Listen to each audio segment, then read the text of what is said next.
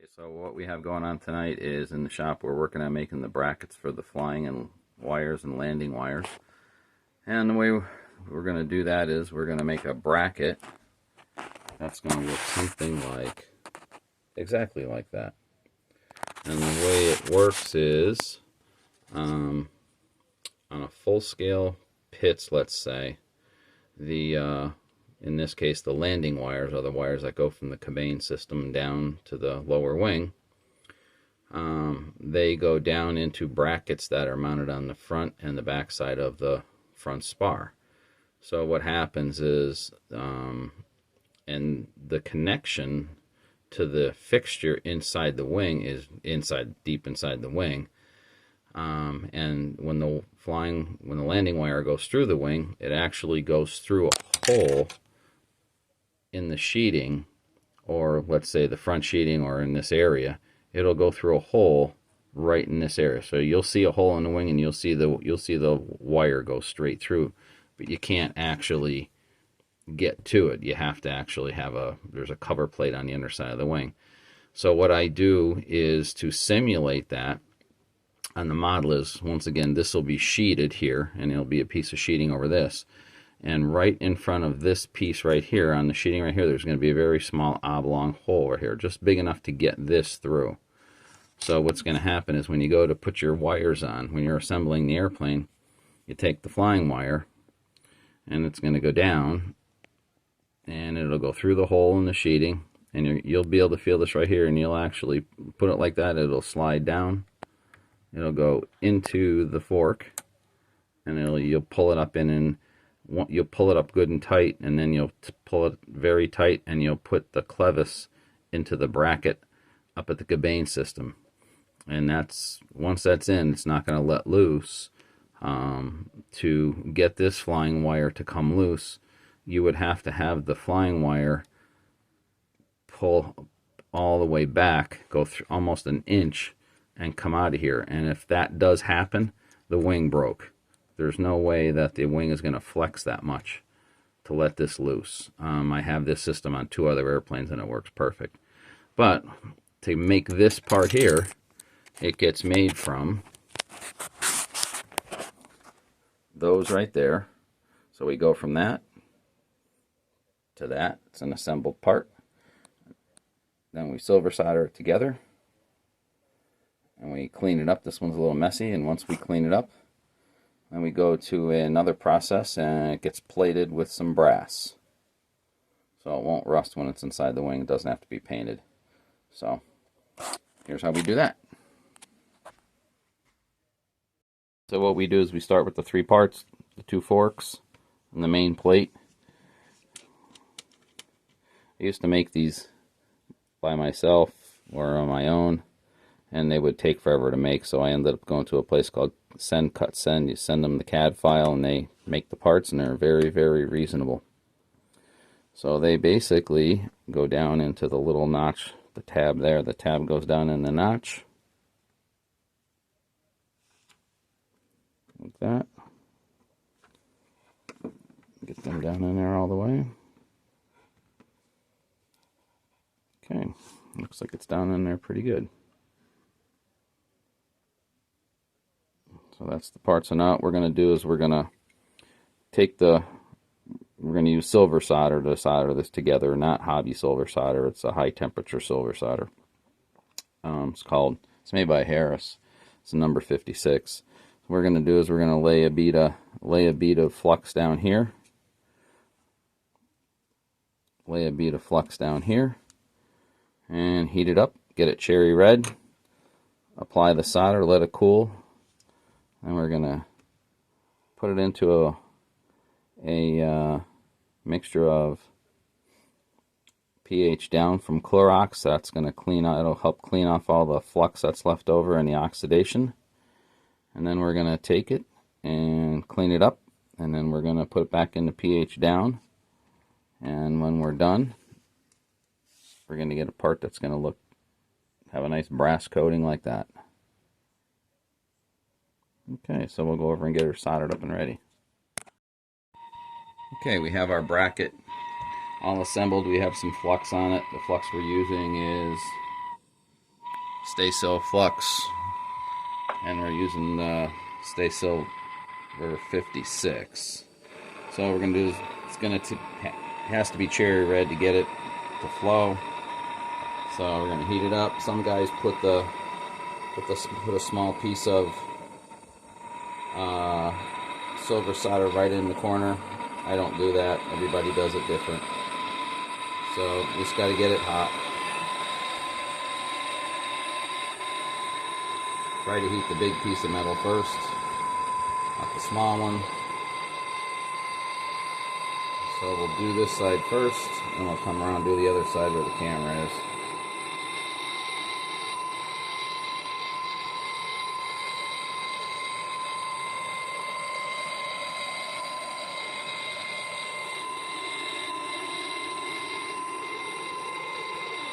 Okay, that side's done. Now we'll come over here. So what we're going to do is once again try to heat the big piece. Get the tip of the flame there. Get it nice red. That's it. Flows very, very quickly. So now what we're going to do is let that cool for a minute. So as you can see, the piece looks pretty ugly.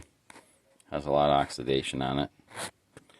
So what we're going to do is we're going to take this, we're going to dump it into a mixture of pH down, made by Clorox, and some water. And you'll see what's going to happen. It's pH down is really going to take away it'll chew away at the flux. The flux is going to leaves like a hard little crust on it. It'll get rid of that, and then we'll take a wire brush to it, and it'll clean up very, very nice. Okay, so what I'm going to do now is I'm going to pull it out of the pH down. Give it its first cleaning. It'll go back in and out of the pH down a couple times.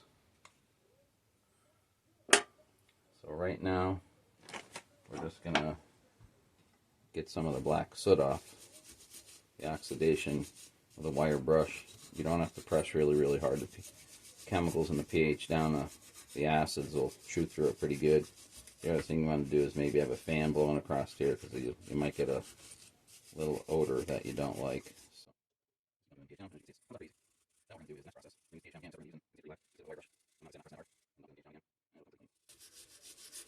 But the next thing we're going to do is we're going to use a brass brush, and I don't know why.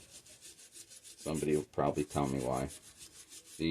Some kind of chemical reaction with the brass and the pH down, it'll actually put a coating of brass on the steel, so it's more like a plating rather than using electrolysis. Maybe it is electrolysis, I don't know. It will actually put a brass plating on the piece.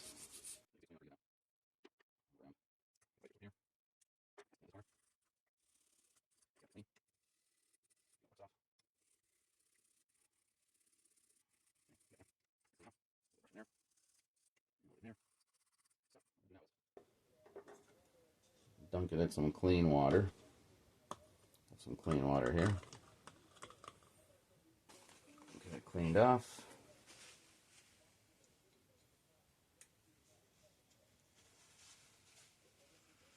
And you can see it cleaned up pretty good.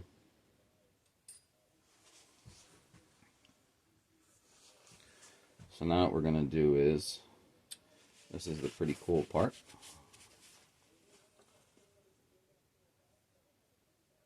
We're going to take the piece, and there it is there. You can see it's, just mild steel with the silver solder. So then what we'll do is we're going to take the piece back in the vice grips.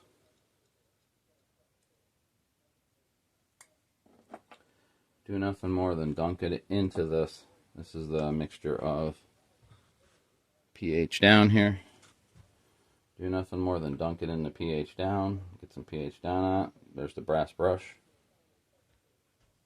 And as you can see, you should be able to see it's silver. You'll see it change color. Just start rubbing it on. You don't have to press on it. It's just the very, very slight pressure. A little more pH down.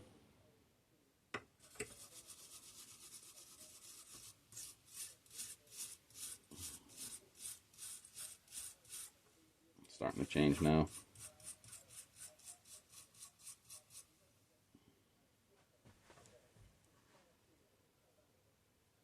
Do the other side now.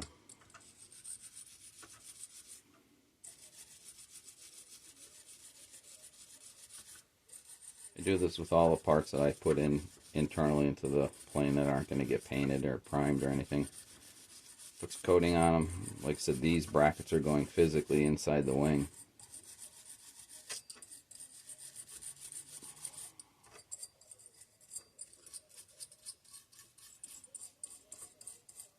You don't have to actually press the brush on hard. You just, as long as the brass brush contacts the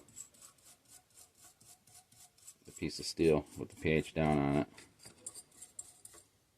Dunk it in some clean water. Rinse it off a little bit. I have to move the vice grips around. You'll see that where I held it with the vice grips, it didn't get a plating on it. Right there and right there, you can actually see where there's no plating. So now we take our brush back in the pH down, just rub it slightly, let the brass do its work. Don't need a fancy brush. This just came from Harbor Freight.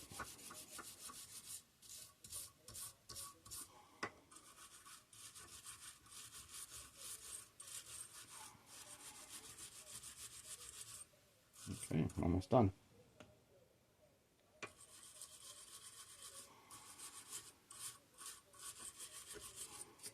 You can see the actual tip of the vice grips change color also.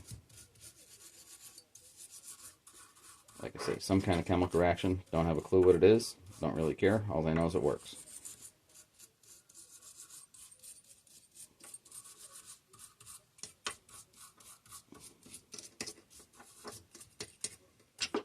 Okay. Clean it off with some good clean water.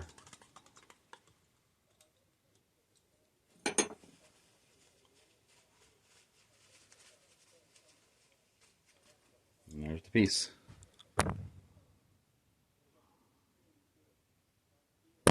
Oops, sorry.